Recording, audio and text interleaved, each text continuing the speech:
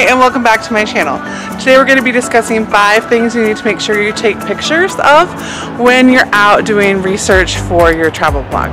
If we're meeting for the first time, my name is Stephanie Craig. I'm a full-time travel blogger. So for the last 4 years I've been living in Sofia, Bulgaria. I write a lot about Bulgaria, and this right here, which you can't see that well because it's not, it's overexposed, but is Alexander Nevsky Cathedral, and it's one of my favorite buildings in the city. I always meant to write a full post just about tips for visiting, and I never got around to it, mostly because honestly, I don't think the posts will do that well, but I love this place so much that it's always kind of bothered me that I have never written it. So I figured it'd be a good opportunity to take you guys out and say, okay, these are the types of photographs you need to get when you want to be able to write a travel blog about a place. Unlike travel bloggers and videographers, if you're a travel blogger, first and foremost, if you're not here primarily to take pictures, but your actual goal is to write a guide with tips for visiting, then you might end up in some places at not the perfect time of day and not the perfect photography conditions, and that's okay. The nice thing about travel blogging is it's important to have good photos, but you don't have to have the absolute best photos. You need at least, I'd say you need at least 4 really stunning photos for most situations, but luckily, if you happen to be somewhere and you're just not gonna get like a banger photo, you can use stock photography where it's really important for the photos to be amazing, like Pinterest and like the cover photo of the article, and are the most important in terms of like being really stunningly beautiful. Now there are some travel bloggers, I'm gonna take a seat. There are some travel bloggers who, So there are some travel bloggers who have amazing photography, and that's part of their shtick, and they're really great, but the difference between someone who's a travel photographer and someone who's a travel blogger with really great photos is we're not planning our entire day around when to get the best photos. Now sometimes we will, and sometimes you can, but a lot of the times you're trying to pack 10 or 20 experiences into a very short window of time, and you want to get as much information about each of those experiences as possible. We also a lot of times will be places with tourism boards, or if you're on a campaign, you may only be in a location for like 10 minutes, and that's not the ideal photography conditions, but you need to get a photo that you can at least use for your article. Something that you want to consider, besides the fact that you need like a really great Pinterest photo and a really great Facebook photo, and you can tend to get those on stock photography sites if you need to. The other thing to consider is like, do you need a really good Instagram photo from that place? And if not, can you rearrange your schedule to be back at a better time to get those type of photos? But for the most part, if you're going to write about a visit to like a day trip or something, you're kind of going to need to take the photos that you can get as you get them, and you aren't like travel writers, travel bloggers, we don't really have the luxury of planning our entire day around when the best photos are going to be, because then you just won't cover enough things in your time for research to get as much ROI out of your trip as you need to. So right now, these are not perfect photography conditions at all. Like the building that I'm going to show you looks gorgeous, but you know, I wish there were clouds in the sky. It'd be better if it was earlier or later in the day, but doing this now is like perfect because it's very realistic that you're going to be going to places that you're going to want to write about during times of day that are not ideal, and you're not going to want to have every photo be stock photography because that just gets really boring.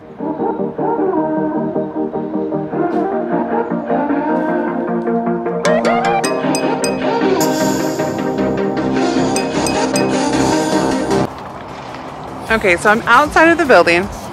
The way that I would normally do something like this, if I had never been somewhere before and I knew I wanted to write an article on like what you need to know before you go or something, is that I would take pictures throughout my experience, and if there was anything I missed at the end, I would go back and grab them. So because I have been to this building many times before, I actually know that my favorite angle of the outside is around the back, which is not what people would normally think of as the best angle. But I would still want to get photos from all sides.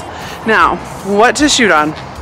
So, travel bloggers, some of us travel in backpacks, some of us are digital nomads, some of us live full-time somewhere and write about places that are very close. So like I took a taxi from my apartment here.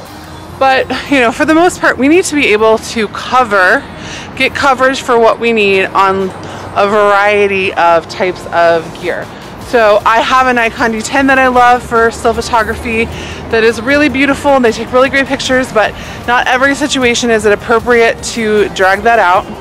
I've also done a lot of travel vlogs where all the photos are from a cell phone, either my Samsung or my old iPhone, because sometimes there are places that are inappropriate to take a big camera, or where it's not as safe to take one, or where you just honestly are not going to have room in the bag that you're taking to have a full camera. So like I've done 2 or 3 week backpacking trips out of a tiny backpack where I didn't take my Nikon, and I did the whole trips with my iPhone. So what you do your photographs on is kind of a personal preference. If you're going to be trying to sell your photos later, you probably want to get a DSLR or mirrorless camera, probably mirrorless. But if you already have a camera and you're just starting out as a blogger, then this is the first time, use what you have and then get good at it and work up once you have surpassed it.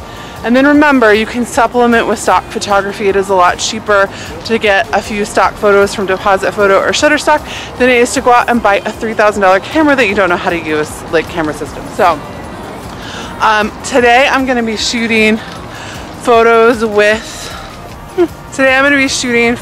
on my Sony ZV-1 because I only wanted to bring one camera, and that's what I'm doing my videos on now. I told you guys I got a new camera. It's a Sony ZV-1. I'm really excited about it. I really like it.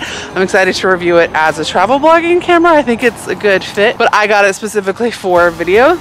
And so that's what I'm going to take photos on today, because I did not want to bring a DSLR and this, and I don't really want to have my cell phone out at the same time, because this is not a dangerous place, but you do need to think about, as a travel blogger, with your gear, are you going to be somewhere where it's appropriate to have out a really big camera, where it's convenient enough that it makes sense for you to take it around, and then also is it safe for you to have it out? There's a lot of places that I have blogged about where I wouldn't want to have a really expensive camera out. So yeah, so I'm going to take photos with my Sony ZV-1, which is like a point and shoot, designed more for video, but the photo quality I'm liking so far, and I do think I can get some good photos of it. And then I'll show you guys what I came up with.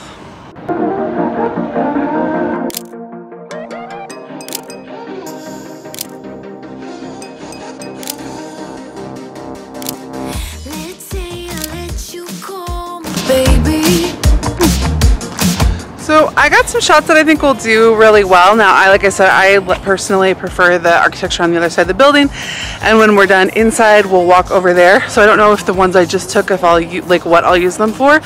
Like I'll probably use them in the article, but I don't know if I would use them for the cover. But I like them. Now I'm gonna go inside. A couple things. I'm gonna need to put on my mask. I'm not gonna want to. Probably my guess is I'm not gonna want to. Vlog while I'm in there, or be on camera while I'm in there, because it's disrespectful. But you just want to, when you're on location somewhere you've never been before, you just want to keep in mind there may be places you really wish you could get photos of that you're just not allowed to, and that's just part of it, and maybe you can find stock of it or something on Wikimedia Commons, but if not, that's okay.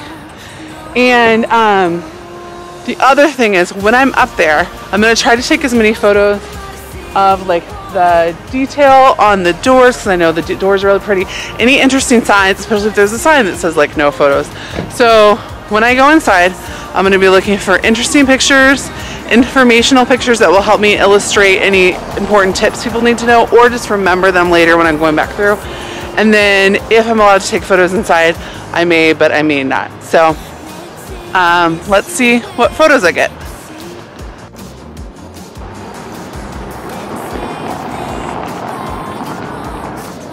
Alexander Cathedral is a memorial church. 10 leva to take pictures inside, which is the equivalent of like $6 right now. That's perfect. So I'm going to take a picture of the sign. I'm not going to pay it because I'm not going to take pictures inside today, just because I already have some that I might use for the article and I don't really want to pay right now. But I've spent a lot of money at this church. But normally 10 leva, not a big deal, like totally. Like if I ever see photography fees, like that's what I wish places would do. I wish places would say, you know, pay $5 extra or $10 extra for photos. instead of just saying no photos. Because I do think that cuts down on the people who want to take photos, but at the same time it makes it, and it helps them raise more money, but it's also like good. There's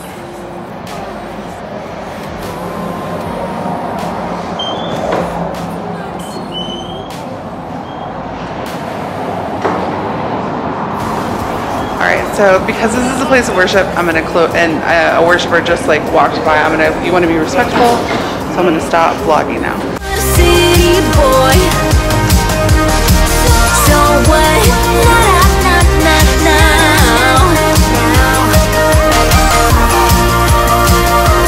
Nothing but a city boy. So what?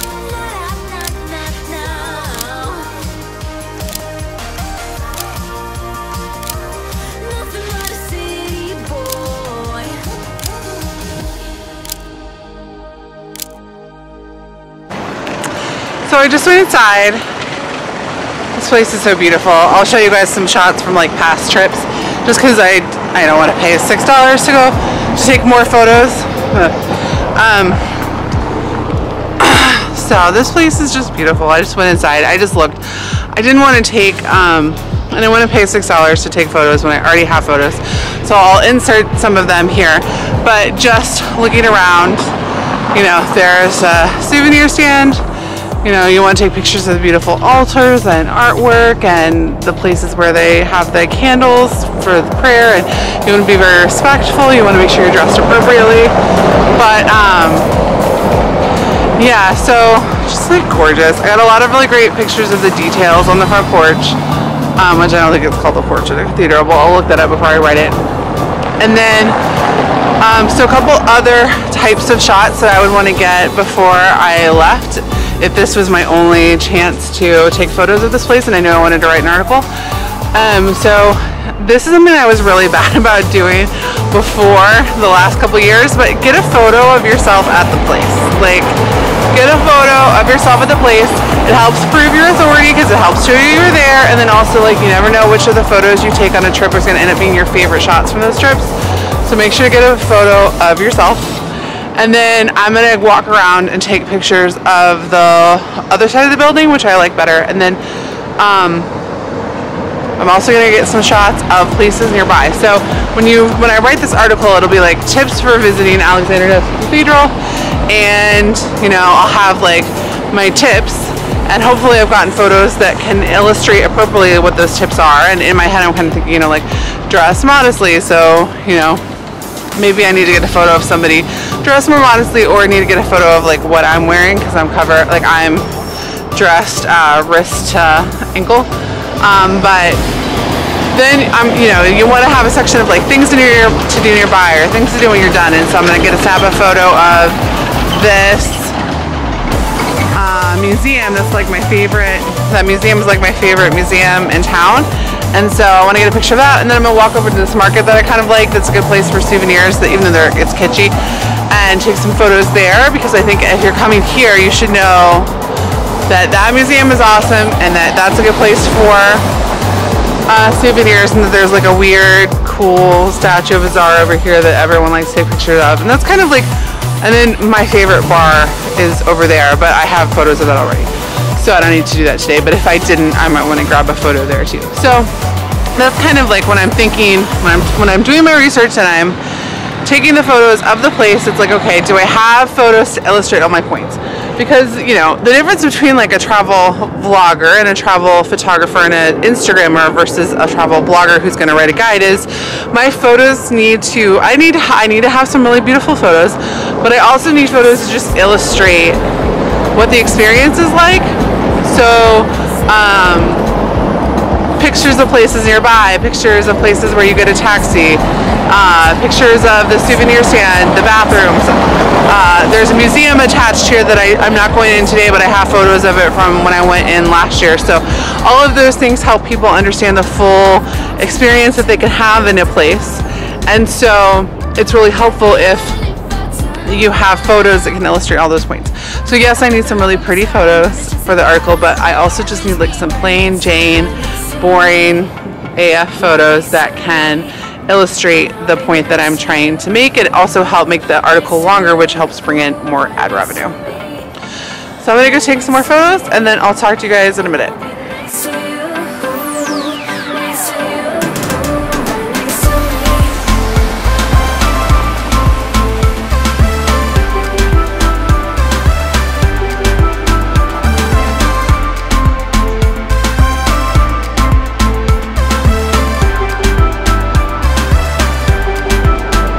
Okay, so I'm on this side of the building. I like it so much better, but it's so much easier to get photos over here that don't have people in them.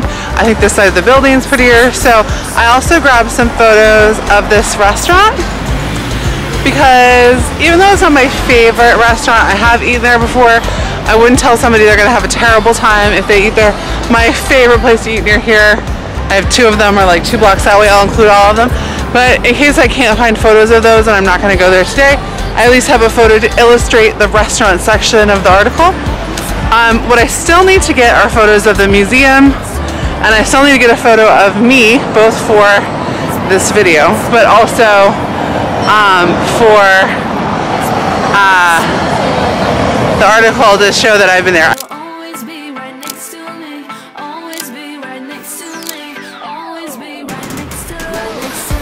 Alright, I just took the photos that are acceptable for a thumbnail and photos that are acceptable to be in the article. I don't know if I'll actually use those in the article because I do have some better ones from another trip that are cuter.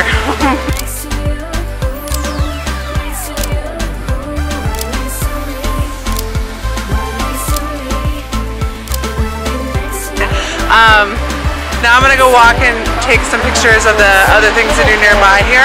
And just a couple things to note. I have lots better pictures of the cathedral than the cathedral I took now.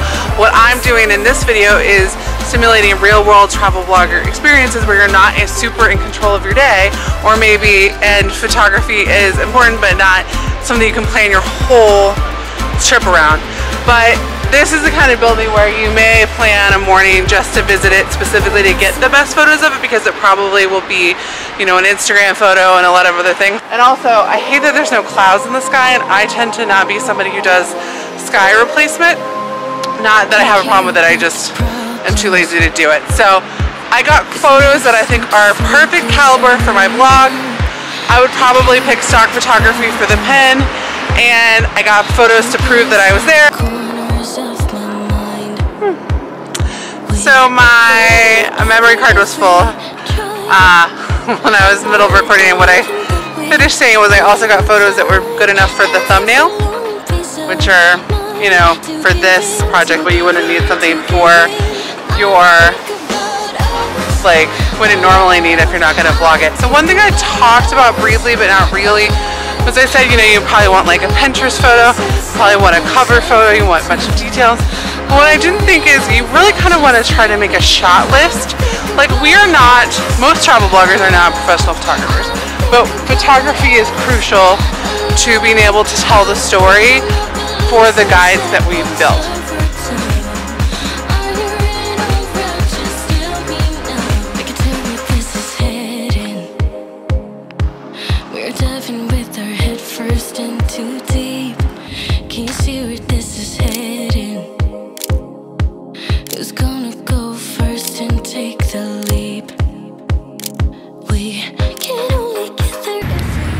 So funny story, I just walked through the fair and took some photos and ended up buying $100 worth of vintage cameras. So I was spending all morning watching these vintage lens demonstrations, and a lot of the really cool cheaper vintage lenses are Russian made, and I realized, like, even though I don't know that much about them yet and I'm excited to learn more about them, it would be silly not to buy them while I was here. And why wait to buy them in the US when, like, a lot of them are here because Russian made goods were sold here, and so they're cheaper lenses anyway, which is why they're popular, but amongst the people who use vintage lenses. But, you know, like, it seemed silly not to buy them while I was here, so I went ahead and was looking at the vintage camera equipment, which is actually, like, part of why I was here in the first place, is that I knew I wanted to stop by this place and bought $100 worth of vintage cameras. The cool thing is, I think in the US, I have to look, I think I paid for the, including the vintage cameras, what I would have paid in the US for just the lenses. So now I also get the cool vintage cameras, and the guy I bought it from was so nice and like kept giving me like these cool little accessories and other things that go with them. Like this, let's see if I can dig it out.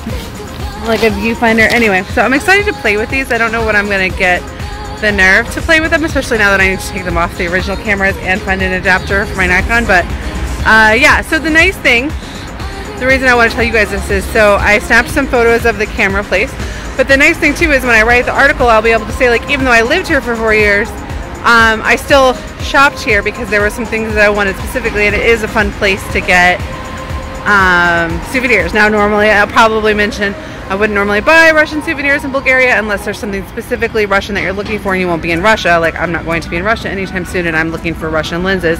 Otherwise, there's cool Bulgarian icons and other things to get as well. I also got an East German camera. I'm pretty excited about this stuff, and I don't know when I'm going to tell my fiance that I got it. Anyway, so you saw the photos that I took. And because I have the luxury of having other photos, and when I actually write the article, I'll use some of the nicer photos too. But if I was only ever at this place for this 2 hours and I wanted to write up, you know, like things to know before you went that I learned during my trip, I definitely have the photos that I would need to write the complete article.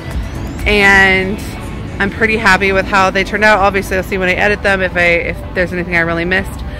But you saw them, and then at some point in the future I will write this article, and when I write this article I will show you guys what that article ended up looking like. But anyway, hit the like button if you liked this video, subscribe, and hit the notification bell if you want future videos on travel blogging tips, tricks, how-tos, and monetization. And thanks for watching. Ciao.